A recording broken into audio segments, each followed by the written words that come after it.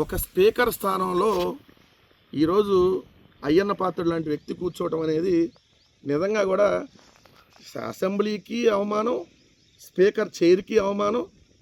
ఎందుకంటే అక్కడ ఉన్నటువంటి మనిషికి నోరు తెరిస్తే ఒక మంచి మాటలు రావాలి, ఏదైతే సభను హుందాతనంగా నడిపించేది ఉండాలి. సభ బయట అయ్యన్న పాత్రుడు బిహేవియర్ అలానే ఉంటుంది, సభలోనూ అలానే ఉంటుంది. స్పీకర్ అనే స్థానానికే అర్హత లేనటువంటి వ్యక్తులను తీసుకొని వచ్చి ఆ స్పీకర్ చైర్లో కూర్చోబెట్టి మాట్లాడించటం. ఆయన నిన్న అసెంబ్లీలో మాట్లాడాడంట, అసెంబ్లీ లాబీలోనే మరి ఎక్కడో బయట 11 అని మాట్లాడాడంట. ఆ 11 చూస్తేనే కదా మీకు భయం వేస్తుంది. 11 ఆఫ్టర్ ఆల్ మీరు అన్న 11. 11 వాళ్ళకి ప్రతిపక్ష హోదా ఇవ్వడానికి ఎందుకు భయపడుతున్నారు? 11 చూసి 164 మంది ఎందుకు దడుచుకుంటున్నారు?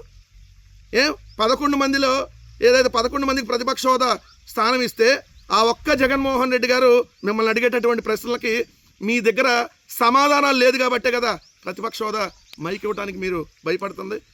164 మంది భయపడకపోతే ఒక్క ప్రతిపక్ష నాయకుడికి ఇచ్చే మైకు ఇవ్వండి. జగన్ గారు ప్రతిపక్ష నాయకుడు హోదా ఇచ్చే అన్ని ప్రివిలేజ్లు అడగట్లా, మైక్ ఇమ్మని అడుగుతూ ఉన్నారు. దాన్ని నిన్న 11వ తారీఖు 11 మంది వచ్చారు, 11 మంది 11 గంటలకు వచ్చారు, 10 గంటలకు నేను జరిగింది, 11 నిమిషాల నుండి వెళ్ళిపోయారు. ఇవన్నీ ఇదేంటి? మీరు ఆఫ్టర్ ఆల్ పులివెందుల ఎమ్మెల్యే అంటున్నారు కదా, మరి ఆఫ్టర్ ఆల్ పులివెందుల ఎమ్మెల్యేకి ప్రతిపక్ష నాయకుడికి ఇచ్చే మైక్ ఇవ్వండి, ఏంటో చూపిస్తాడు. మీరు శాతగాంతనాన్ని పక్కనాల మీదకి కప్పించుకోవడానికి 11 ఇదే వైకాపా లెక్క, సభలో ఉన్న కొద్ది నిమిషాలు రచ్చ, ఈనాడులో అది హెడ్డింగ్. ఇలా ఉంటాయి ఇలా బతుకులు, ఇలా వార్తలు, ఇలా రాతలు. అన్నీ ప్రైవేటు, అంతా ప్రైవేటు. అసలు ప్రభుత్వం దగ్గర ఏమి ఉండకూడదు. ఇప్పుడు ఆర్టీసీని కూడా ప్రైవేట్ పరం చేసేటటువంటి కుట్రలో భాగంగా ముందు ఆర్టీసీకి సంబంధించినటువంటి 12 కీలక డిపోల్ని ప్రైవేటు వాళ్ళకి ఇచ్చేస్తా ఉన్నాడు చంద్రబాబు నాయుడు గారు. ఒకటి విశాఖపట్నంలోని సింహాచలం డిపో, 2 విశాఖపట్నంలోని గాజువాక డిపో, రాజమహేంద్రవరం అంటే రాజమండ్రి, కాకినాడ, అదేవిధంగా విజయవాడలోని విద్యాధరపురం, అదేవిధంగా మంగళగిరి, అదేవిధంగా గుంటూరు టు నెల్లూరు, అదేవిధంగా తిరుపతి దగ్గర మంగళం, కడప, అనంతపురం, కర్నూలు. 6,000 కోట్ల రూపాయల విలువైనటువంటి ఆర్టీసీ ఆస్తుల్ని చంద్రబాబు నాయుడు గారు తన బినామీలకు దోచిపెట్టేటటువంటి కార్యక్రమానికి శ్రీకారం చుట్టాడు. మెల్లిగా పూర్తిగా ఆర్టీసీని కూడా ప్రైవేటు పరం చేసేటటువంటి కుట్రలో ఇది కీలక అడుగుగా మనం భావించాలి. ఎందుకంటే ఆల్రెడీ టూరిజం హోటల్ని ప్రైవేటు వాళ్ళకి ఇచ్చేశాడు, ఆల్రెడీ దానికి సంబంధించి ఫైబర్ నెట్ ప్రైవేటు వాళ్ళకి ఇవ్వడానికి నిర్ణయించాడు. 99 పైసలకి లుల్లుగాళ్ళకి, ఉల్ఫాగాళ్ళకి భూములను అప్పజెప్పేస్తూ ఉన్నారు. ఆల్రెడీ విజయవాడ ఆర్టీసీ బస్టాండ్లో ఉన్నటువంటి 4.15 ఎకరాల ఆర్టీసీ డిపో 1 600 కోట్ల విలువైన భూమిని ఆల్రెడీ లుల్లు వాళ్ళకి కట్టబెట్టారు. ఇప్పుడు మిగిలిన 12 కీలక బస్ డిపోలను కూడా ఆర్టీసీకి సంబంధించి ప్రైవేటు వాళ్ళకి ఇవ్వబోతూ ఉన్నారు.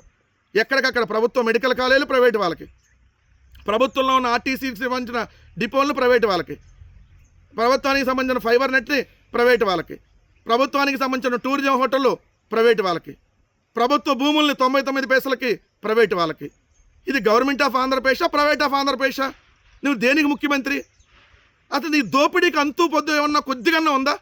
ప్రతి దాన్ని ఈరోజు ప్రైవేట్ వాళ్ళకి ఇచ్చేసి ఈరోజు ఆర్టీసీని కూడా చావు దెబ్బతీస్తూ ఉన్నాడు చంద్రబాబు నాయుడు గారు.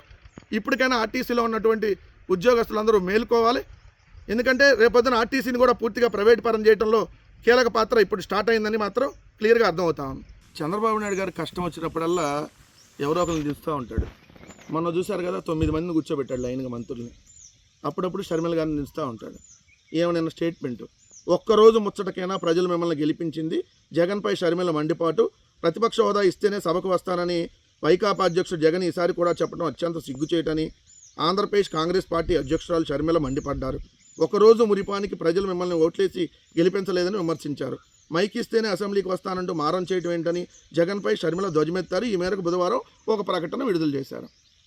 అంబటి రాంబాబు గారి ఇంటి మీద దాడి జరిగింది కదా, అంబటి రాంబాబు గారిని హత్యాయత్నం చేయాలని చెప్పి ఏదైతే ఆఫీసు అన్నీ ధ్వంసం చేసి తగలబెట్టారు కదా, జోగి రమేష్ గారు బీసీ మాజీ మంత్రిగా పనిచేసినటువంటి వ్యక్తి మీద పెట్రోల్ బాంబులు, వాళ్ళ ఇళ్ళ మీద పెట్రోల్ బాంబులు వేశారే, ఇంట్లో మహిళలు వాళ్ళ నాన్న అందరూ ఉన్నారే.